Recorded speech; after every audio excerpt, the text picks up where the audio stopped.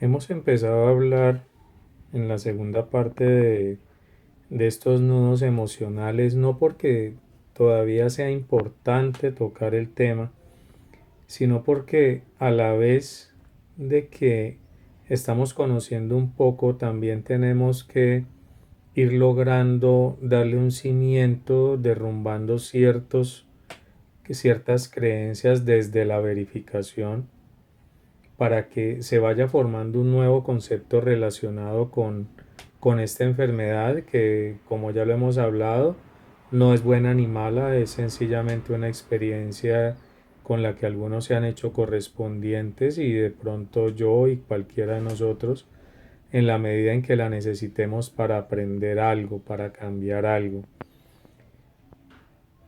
Entonces, si seguimos hablando desde el punto de vista de estos nudos, de estas tensiones emocionales, hay una relación directa con, en principio, con lo que podríamos llamar la parte relacionada con lo femenino, la parte relacionada con lo masculino, que es desde donde se viene la mayoría de los impactos emocionales, porque en la mente del niño, en su infancia, los mayores incidentes en sus creencias, en su formación, terminan siendo el padre y la madre, no solo por estar presentes, también por estar ausentes, sobre todo si hay una ruptura en algún momento de estos primeros 7, 8 años, 6 años.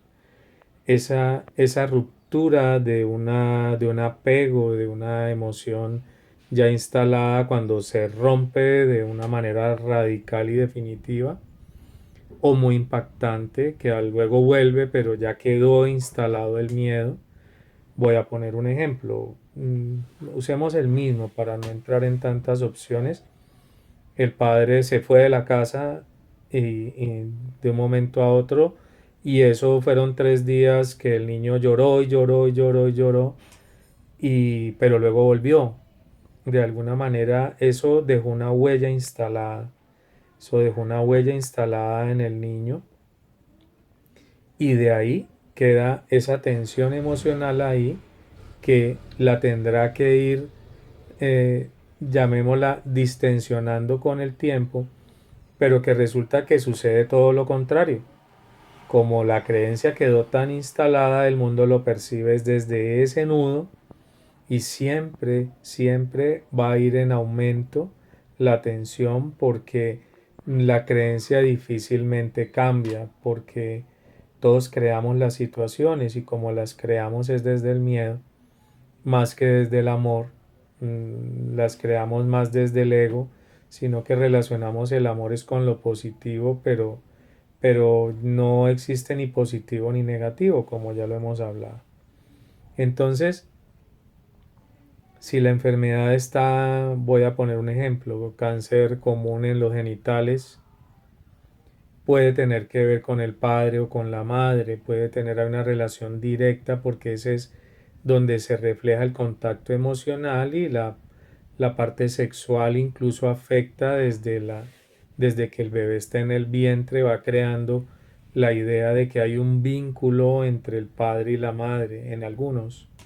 Hay niños que no nacen por el efecto de repetir la relación entre padre y madre, sino que pueden haber sido frutos de una relación fugaz, por decir algo, y la madre no vuelve a tener un contacto con el papá. De todo hay y todos pueden, en la medida en que todos pueden afectarse, ¿no?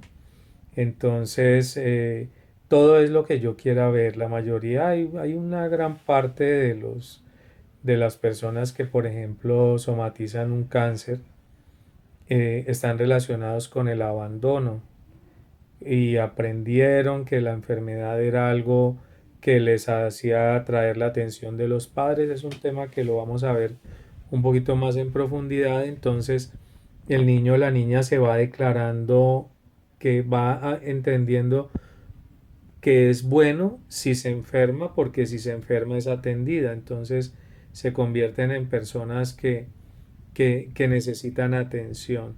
Si la atención no la logran en un medio de enfermedad, utilizan inconscientemente estrategias más fuertes, más impactantes para que el otro le atienda. Entonces, no es que se llamen enfermedades psicológicas por poner un nombre y que no existan.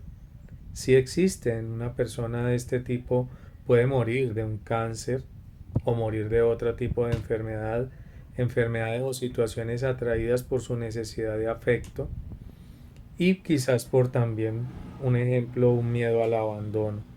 Entonces, estos son los unos de las que son propensos, también los que han vivido el rechazo, que los impactó muy fuertemente, lo que hemos hablado, si dependiendo del lugar donde somatice, ayuda a entender un poquito el tipo de conflicto que tuvo, si es en los senos la mujer, si es en los ovarios, si es el hombre en la piel, en los ojos, en la boca, en la cara, en cualquier parte donde se somatice, igual da una lectura.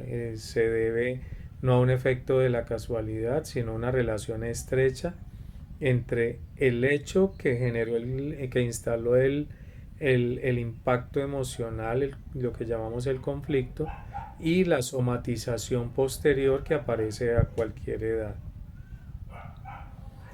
La inquietud que siempre surge en las personas es, ¿y los niños? ¿Qué hicieron los niños? ¿Qué pasó? Pues no es fácil de aceptar por todos, pero incluso un niño cuando le aparece una enfermedad al año, a los 2 años, no es extraño que se deba a un impacto emocional mientras estaba en el vientre. Hay una relación estrecha igual, así como se dice que háblele al niño, cántele para que nazca sano, para que nazca inteligente, estimúlelo, póngale luces de música, igual los impactos emocionales fuertes en la madre o percibidos cuando ya tiene un medio desarrollo de los sentidos y todavía está en el vientre, igual todo ello va dejando una huella. Todos ellos van dejando en el inconsciente del niño información de dolor, de miedo, de sufrimiento, de angustia, de no aceptación y por eso puede llegar a aparecer una enfermedad como un cáncer aún al año, a los 2 años, nacer con el conflicto, nacer con el síntoma igual. Pero ese es un tema igual de largo que solamente quien lo ha vivido podría ayudarnos a verificarlo. Por ahora miremoslo desde ese punto, desde ese aspecto.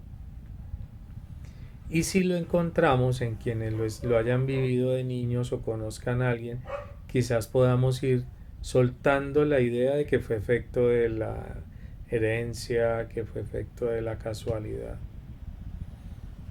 Por eso me gusta que cuando los médicos llenan una historia, no pregunten solo si en la familia ha habido antecedentes de cáncer, ha habido antecedentes cuáles son las historias que ha habido en la familia, sino el médico debería preguntar en su infancia qué situaciones hubo difíciles y qué recuerda como complicado, porque muchas de esas historias de esos primeros años pueden haber sido las que instalaron el conflicto. Voy a poner un ejemplo. El cáncer que yo tengo puede haber sido instalado por el miedo de una vivencia con el cáncer de la esposa de mi tío que vivía con nosotros y que murió de cáncer. Entonces resulta que ella no es ni siquiera de la línea genética, de la línea sanguínea nuestra, pero puede la experiencia vivida con ella, puede dejar huellas que a mí me afectan. Todo esto es parte de lo que necesitamos ir entendiendo para cambiar conceptos y que siguen siendo meras teorías. Es entrar a preguntarnos y preguntarle a alguien que haya vivido la experiencia para que ustedes puedan ir verificando el si eso es cierto, si no es cierto, si es descabellado o si por el contrario pueden encontrarle algún sentido. Esa es la idea, que verifiquemos esto y desde allí logremos cada uno encontrar una respuesta.